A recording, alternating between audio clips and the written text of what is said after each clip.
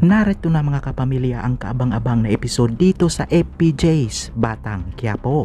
Sabay-sabay na panood nila tinding ang kakapasok lang na balitang kaguluhan sa NAC at malaking pasasalamat nila na ligtas si Commissioner Medina dahil kung hindi pa dumating sila tanggol baka nabaon na ng mga gerero ang katotohanan sa eleksyon. Takbo na lang papalapit si Jackie sa anak niyang si Miguelito at nagpapasalamat itong walang nangyari sa kanya. Galit na galit pang pinagsabihan ni Roberto si Miguelito dahil palagi na lang ito gumagawa ng kalat at isa pa kumikilos itong hindi niya nalalaman.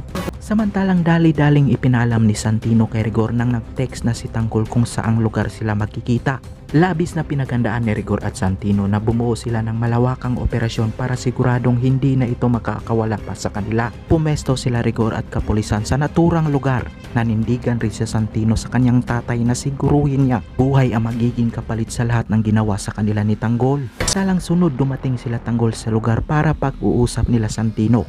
Habang ang tropa nila Tanggol hindi naging maganda ang pakiramdam nila sa lugar at nasa isipan nila baka may gagawin si Santino na hindi maganda kay Tanggol. Habang kalmadong sumagot si Tanggol na hindi niya ito papatulan kahit pamabanatan siya ni Santino. Nang magkaharap na ang magkapatid ay dito na natuklasan ni Tanggol na galit pa rin si Santino at hindi ito naniniwala sa mga sinasabi niya na hindi siya ang dahilan sa pagkawala ni Erica at baby niya. Dito na agad bumanat si Santino kay Tanggol pero si Tanggol walang planong pumatol.